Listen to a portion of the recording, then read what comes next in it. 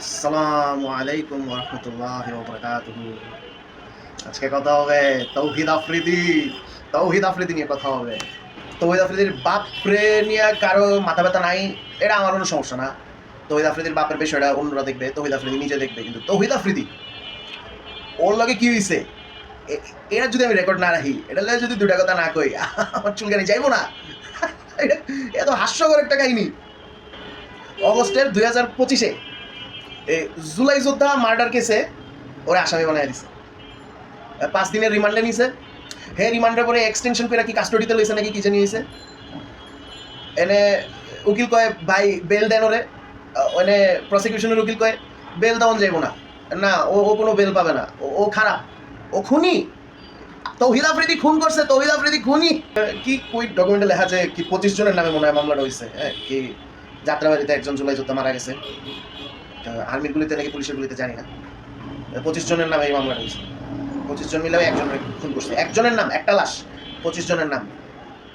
তো এই 25 জনের মধ্যে মনে হয় একজন মনে হয় খুন করছে, তার নাম মনে হয় আছে। বাকি 24 জন হইতেছে বলছে এই খুন কর খুন কর খুন কর খুন কর। এর লিগে মনে হয় 24 জনের নাম দিয়ে রাখছে। শিওর না, আন্দাজে ঢিলা মারতেছি, এগুলো তো পাবলিক ইনফরমেশন না।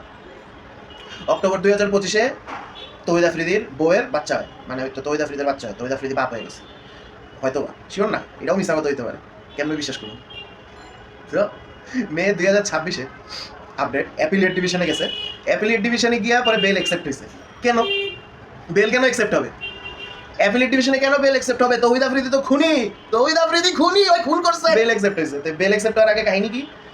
তা এডি নিউজে মিউজে লেখা নেই, এটা আমি আন্দাজে ঢিলা মারতেছি, আন্দাজে ঢিলা মারতেছি। কেউ আমি যদি ভুল করে থেকে আমার ধরায় দেন কি সে বেল অ্যাকসেপ্ট যাতে না হয় সেটার জন্য যে ডিমান্ড আনছে, সেই ডিমান্ডগুলো তো প্রুফ করতে হইতো উকিলের, আসলে হয়েছে নাকি না।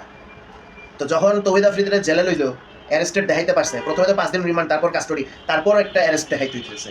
যখন অ্যারেস্ট দেখাইতে পারছে তখন তো ডিভাইস মিভাইস সব কনফিসকেট করে নিতে পারবে এই তদন্তের যে পুলিশরা আছে।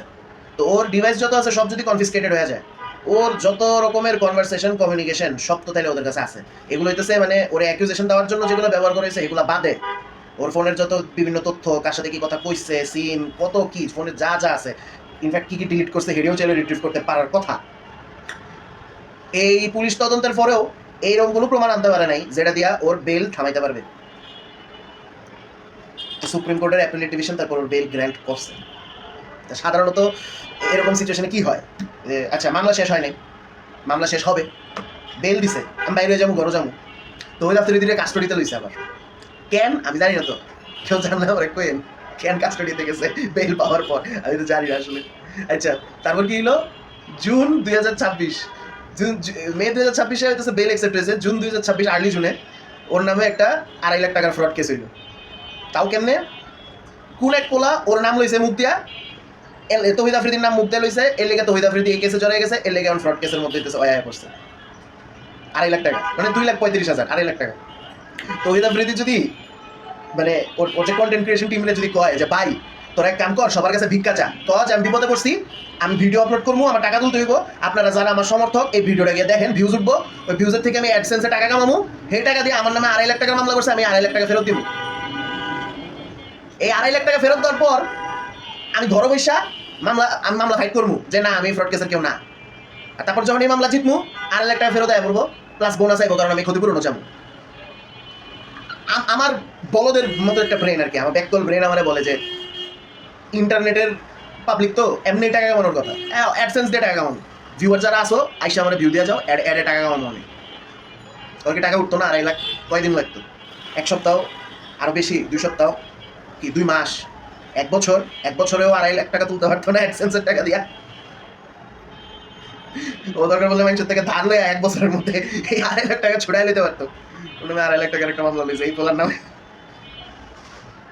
জুলাই 2026-এ ওই বেল পাইছে, প্রমাণ করতে পারে নাই যে ওই সবের মধ্যে রিলেটেড। এখন ওই ঘরে, জুলাই 2026-এর পর এখন ওই ঘরে আছে মেবি, এটাও জানি না সত্যি নাকি মিথ্যা, কেমনে জানবো? এই উই ওয়ান্ট জাস্টিস কই তোরা, উই ওয়ান্ট জাস্টিস তোরা কই? তৌহিদ আফ্রিদি এত মাস জেলে ছিল কেন? তোরা সব কই?